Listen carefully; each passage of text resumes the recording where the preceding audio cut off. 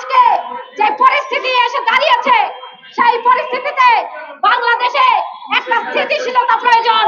আমরা বলতে চাই অবিলম্বে এই সরকার যদি দায়িত্ব পালন করতে ব্যর্থ হয়, এই সরকার তারা যদি এই মব নৈরাজ্য তাদেরকে যদি প্রতিহত করতে না পারে, খুন ধর্ষণ থেকে শুরু করে সমস্ত কিছুকে যদি প্রতিহত করতে না পারে, কার্যকর ব্যবস্থা দিতে না পারে, আপনারা তাড়াতাড়ি নির্বাচন দিয়ে বিদায় হন। কারণ আপনাদের ক্ষমতায় থাকার যোগ্যতা আপনারা হারিয়েছেন। সংগ্রামী বন্ধুগণ, আমরা বলতে চাই এই ভয়ানক নারীর প্রতি যে বিদ্বেষ চলছে এর বিরুদ্ধে আমাদের রুখে দাঁড়াতে হবে। বাংলাদেশের 50% নারী, এই নারীরা বাংলাদেশের চাকাকে সচল রাখে। বাংলাদেশের শ্রমের বেশিরভাগ নারীরা রয়েছে। বাংলাদেশের কৃষি, বাংলাদেশের শিল্প, বাংলাদেশের সমস্ত কার্যক্রমে ঘরে বাইরে সর্বত্র আজকে নারীদের জয় জয়কার। সেখানে আপনারা যদি ভাবেন নারীদেরকে ভয় দেখিয়ে আপনারা ঘরে ফেরত পাঠাবেন, সেটা কোনোভাবেই সম্ভব হবে না। বাংলাদেশের মাটিতে এইটা কোনোদিন সম্ভব নয়।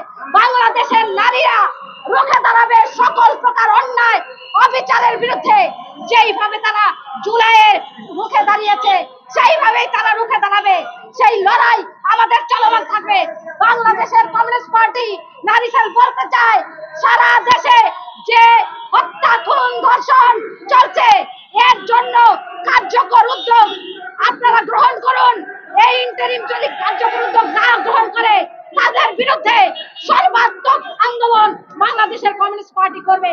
সংগ্রামী বন্ধুগণ, এই পর্যায়ে আজকের এই প্রতিবাদ সভার সভাপতি থাকবেন বাংলাদেশের কমিউনিস্ট পার্টির কেন্দ্রীয় কমিটির অন্যতম নেতা এবং সিপিবি নারী সেলের অন্যতম সদস্য নারী নেত্রী মাকসুদা আক্তার লাইলি।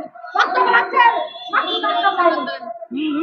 উপস্থিত সংগ্রামী জনতা এবং আমাদের পার্টির বিভিন্ন স্তরের নেতা এবং সদস্যবৃন্দ, আপনারা শুনেছেন যে আমরা এতক্ষণ কি বিষয় নিয়ে সভা করেছি। বাংলাদেশের আমাদের একজন ছেলেকে, একজন নাগরিককে, সে নারী হোক পুরুষ হোক, তাকে যদি জিজ্ঞেস করা হয় তার সবচেয়ে প্রিয় কে, সে তার বুকে হাত দিয়ে বলবে আমার মা। এবং এই নারীকে বলা হয় মায়ের জাতি। এই মায়ের জাতিকে যখন অসম্মান করা হয়, এই মায়ের জাতিকে যখন খুন, ধর্ষণ, নির্যাতন করা হয়, সকাল 10টার সময় আজকে মধ্যপর্যায়ে একজন নারীর লাশ যখন রাস্তায় পড়ে থাকে, দেখার মতো কোনো লোক এই দেশে থাকে না, তখন আমার মনে হয় এই দেশে কোনো সরকার আছে কিনা। প্রধান উপদেষ্টা তিনি দীর্ঘদিন প্রবাসী ছিলেন, তিনি এই দেশের নাগরিক এখন নন। হঠাৎ করে তিনি এসে দায়িত্ব নিয়েছেন যার এদেশ সম্পর্কে পূর্ণ ধারণাও নাই বলতে হয়।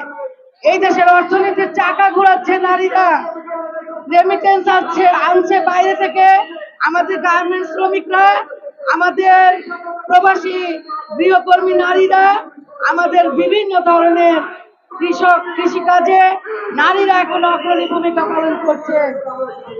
আপনারা জানেন যে কৃষিকাজে যে 21টি কাজ করা হয় তার 17টি কাজই নারীরা করে থাকে। এই সব কিছু মিলিয়ে আজকে বাংলাদেশের স্টিয়ারিং কিন্তু নারীদের হাতে। সেই সময়ে যদি বর্তমান সরকারের ভিতরে থাকা বিভিন্ন তরুণ নেতারা, বিভিন্ন ধরনের বিভিন্ন ভাবে আসা উপদেষ্টারা, তারা যে ধরনের নারীদের সম্পর্কে নেতিবাচক কথা বলেন, তারই প্রতিফলন আমরা সামাজিক যোগাযোগ মাধ্যমে দেখতে পাই, আমাদের সমাজের আশেপাশে দেখতে পাই। আপনারা যদি সতর্ক না হন, আপনারা যদি এই দেশ পরিচালনা করতে না পারেন, এই দেশে মানুষের নাগরিকদের নিরাপত্তা যদি না দিতে পারেন, নারীর নিরাপত্তা যদি না দিতে পারেন, দয়া করে আপনারা সরে যান। আপনারা ব্যর্থতার দায় মাথায় নিয়ে সরে যান।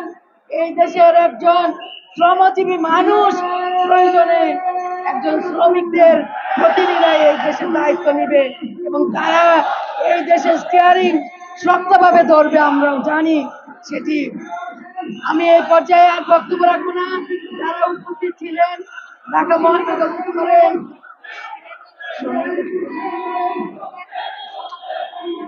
সম্পাদক মন্ডলীর সদস্য সাইফুল ইসলাম সমীর এবং আরো যারা উপস্থিত আছেন, শ্রমিক নেতা সিকান্দার হায়াত এবং সবাইকে আমি ধন্যবাদ জানাচ্ছি উপস্থিত থাকার জন্য। পথচারে আপনাদেরকে আমরা চলাচলে বাধা বিঘ্নিত করেছি, সেজন্য আমরা দুঃখিত। এখন আমাদের একটি সংক্ষিপ্ত মিছিলের মধ্য দিয়ে আজকের সমাবেশ শেষ হবে।